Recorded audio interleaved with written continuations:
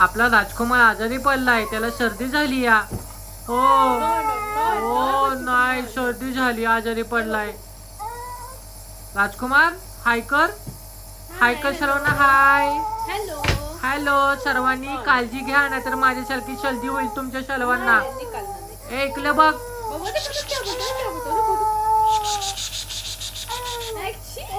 अच्छा, आपल्या राजकुमारला सर्दी झाली या, म्हणून त्याला वापर द्यायचं चालूय.